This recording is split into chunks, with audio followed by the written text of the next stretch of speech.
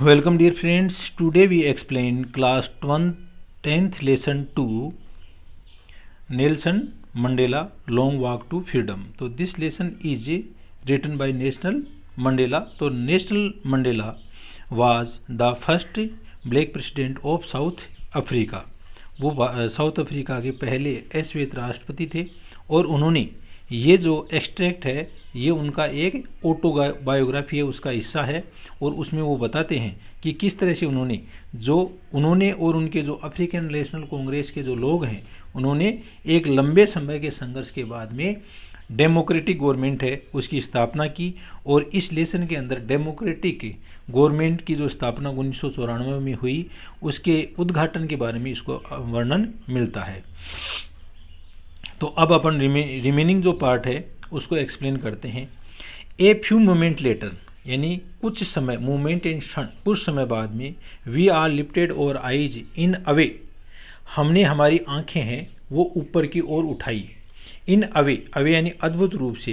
As a स्पेक्टुलर अरे, कि वहाँ पर एक दर्शनीय अरे यानी पंक्ति थी। ऑफ साउथ अफ्रीकन जेट से, साउथ अफ्रीका के जो जेट या विमान हैं उनकी वहाँ पर हमें पंक्ति ऊपर आसमान में दिखाई दी। Helicopters and troops carrier roared in perfect formation, helicopter यानी उड़न खटोला, ट्रूप्स कैरियर और जो ट्रूप किसको बोलते हैं, सेना की जो टोली है उसको ले जाने वाले जो वाहक हैं, रोवर्ड यानी दहाड़े, इन परफेक्ट फॉर्मेशन एक पूर्ण कार्य के रूप में, ओवर द यूनियन बिल्डिंग से, जो संघीय भवन है उसके ऊपर से। It was not only A display of pin point यानी बिल्कुल सटीक, प्रीसीजन एंड मिलिट्री फोर्सेज। तो यह है वो ना केवल एक सटीक प्रदर्शन था इन मिलिट्री फोर्सेज यानी सेना की फोर्सेज यानी ताकत का, बट ए डेमोन्स्ट्रेशन, लेकिन इसके साथ में ही यह एक प्रदर्शन भी था, ऑफ द मिलिट्री लॉयल्टी, सेना की वफादारी का। ये जो क्षण है वो सेना की वफादारी का प्रदर्शन भी था, टू डेमोक्रेसी, और वो किसको वफादारी प्रदर्शित कर रहे थे, डेमोक्रेसी या लोकतंत्र को। टू ए न्यू गवर्नमेंट, एक नई सरकार को, that had been freely and fairly elected, ऐसी सरकार जो स्वतंत्र रूप से और स्वच्छ रूप से जिसका इलेक्टेड यानी चुना गया हो, एक चुनी हुई सरकार है, उस चुनी हुई सरकार के लिए वह सेना की वफादारी थी। ओनली मोमेंट्स बिफोर, कुछ क्षण पहले, ओनली मोमेंट्स बिफोर, कुछ समय पहले, the highest general of south Africa, south Africa के जो उच्च जनरल थे, उच्च जो सेना के अधिकारी थे, डिफेंस फोर्सेज, सुरक्षा जो सेनाओं के, एंड पुलिस और पुलिस के, देयर चेस्ट बी डेग्ड, उनकी जो छातियां हैं वो बिडेग्ड यानी सजी हुई थी, उन पर लगे हुए थे, विथ रिबन से यानी फित्ते लगे हुए थे, and medals from days gone by, और उनके ऊपर मेडल्स यानी पदक लगे हुए थे, फ्रॉम डेज गोन बाई, बीते हुए दिनों के। सैल्यूटेड मी, उन लोगों ने भी मेरे को सलाम किया, एंड प्लेस्ड देयर लॉयल्टी, और उन्होंने प्लेस्ड यानी अपनी जो लॉयल्टी वफादारी है उसकी शपथ ली, उसका दावा मतलब शपथ ली उसके लिए। आई वॉज नॉट अनमाइंडफुल, और मैं इस चीज़ के लिए भी बिल्कुल भी मतलब ध्यान नहीं दिया, ऑफ द फैक्ट, इस तथ्य का, that so many years before, कि कुछ वर्षों पहले, they would not have saluted, उन लोगों ने ना केवल मेरे को सैल्यूट यानी मेरा अभिवादन किया था या मेरे को सैल्यूट दिया था, बट अरेस्टेड मी, इसकी बजाय उन लोगों ने मेरे को गिरफ्तार कर लिया था। यानी कुछ समय पहले, आज के दिन जो जनरल लोग मेरे को सैल्यूट कर रहे थे, न्यू बॉर्न जो डेमोक्रेसी है उसका वो अभिवादन कर रहे थे, इन्हीं लोगों ने कुछ समय पहले ना तो मेरे को सैल्यूट किया, इसकी बजाय उन लोगों ने मेरे को गिरफ्तार कर लिया, इस चीज़ का भी मैंने कोई ध्यान नहीं दिया। फाइनली, अंत में, ए शेवरोन ऑफ इम्पोला, शेवरोन यानी वी शेप्ड एम्पोला कंपनी को जो कि जेट या विमान है, लेफ्ट ए स्मोक ट्रेल, उन लोगों ने एक धुएं के रूप में, ट्रेल यानी पूंछ, पीछे छोड़ दी ऑफ द ब्लैक, जिसके अंदर कौन कौन से कलर थे,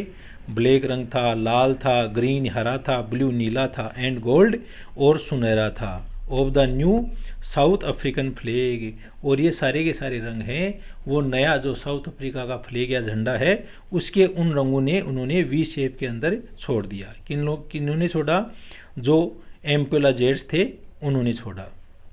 the day was symbolize for me by the playing of our 2 national anthems, और ये दिन था वो मेरे लिए, the day was symbolize for me, यह दिन मेरे लिए एक प्रतीक था, सिम्बलाइज यानी प्रतीक था, bye the playing of our 2 national anthems, कि आज दिन हमारे देश के 2 राष्ट्रगान हैं उनको गाया जाना था, and the vision of whites singing, और उसके अंदर जो सफ़ेद लोग हैं उन्होंने गाया Nkosi Sikelel Africa and black singing Die Stem. तो ये अलग अलग, ब्लैक लोगों का अलग राष्ट्रगान था और श्वेत लोगों का अलग राष्ट्रगान था, उसको प्रतीक के रूप में गाया गया। The old anthem of the Republic, और जो ओल्ड एंथम जो पुराना गान था रिपब्लिक का यानी लोकतंत्र का, आल दो यद्यपि, that day neither group new the lyrics of the anthem, दोनों ही ग्रुप है ना, नाइदर यानी नोट के सेंस के अंदर इसका यूज हुआ है, दोनों ही ग्रुप हैं वो इस एंथम या गान का लिरिक या लय है उसको नहीं जानते थे। दे वंस डेस्पाइज्ड, और वो पहले इस चीज़ से घृणा करते थे, डिस्पाइज्ड यानी घृणा करना। They would soon know the words by heart, लेकिन जल्दी ही वो इन शब्दों को अपने दिल से जान लेंगे, इन शब्दों को दिल से अपना लेंगे। On the day of the inauguration, और इनोग्रेशन के दिन या उद्घाटन के दिन, आई वॉज ओवरवेल्म्ड, मैं ओतप्रोत था, with a sense of history, sense यानी संवेदन, ऑफ हिस्ट्री यानी इतिहास के उस संवेदन से मैं ओतप्रोत था, in the first decade of the 20th century, यानी ये 20वीं शताब्दी का जो पहला दशक था। तो 20वीं शताब्दी कब मानी जाती है, 1900 से लेकर के और 2000 तक। तो 20वीं शताब्दी का जो पहला दशक था ना, यानी 1900 से लेकर के 1910 तक का मान लो आप, a few years after the bitter Anglo Boer war,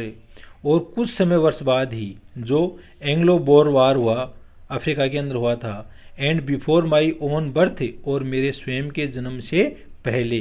the white skin people's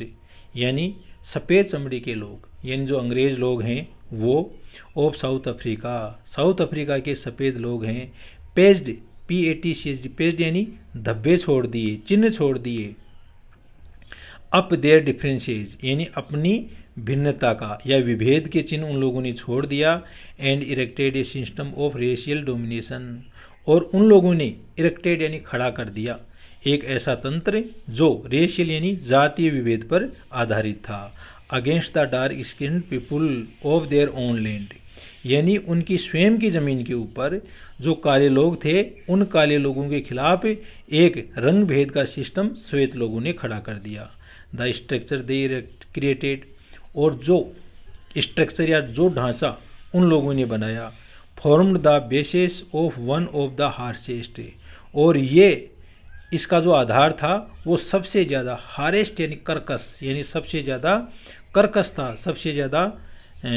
कठिन था, मोस्ट इनह्यूमन, और सबसे ज़्यादा अमानवीय था, सोसाइटीज़ यानी समाज के रूप में, the world has ever known, जिसके बारे में संसार ने कभी जाना। नाउ अब in the last decades of the 20th century, 20वीं शताब्दी के जो आखिरी दशक जो आ गए, and my own 8 decades as a man, और मेरे स्वयं के 8 दशक एक आदमी के रूप में, यानी यहाँ पर 8 दशक का मतलब नेल्सन मंडेला है वो लगभग 80 वर्ष के हो गए। दैट सिस्टम हैड बीन, और ये जो तंत्र है, ओवरटर्न्ड फॉर एवर, यह बदल गया हमेशा के लिए, एंड रिप्लेस्ड बाई वन, और इसकी जगह दूसरा आ गया, रिप्लेस यानी उसकी जगह दूसरी चीज़ आ जाना, that recognize the rights and freedoms of all people, और नया वाला जो तंत्र है वो जानता है सभी लोगों की आज़ादी और अधिकार के बारे में, regardless of the colour of their skin, regardless यानी परवाह किए बिना, यानी उनकी स्किन इन चमड़ी का कैसा रंग है, इसको बिना देखे, इसको अनदेखे करते हुए सभी लोगों के जो अधिकार और स्वतंत्रता है उसको जानने वाला नया तंत्र आ गया। यानी अब डेमोक्रेटिक गवर्नमेंट है वो आ गई जो हर प्रकार से हर लोगों के अधिकार हैं उनका ध्यान रखेगी। तो थैंक यू, आज इतना ही।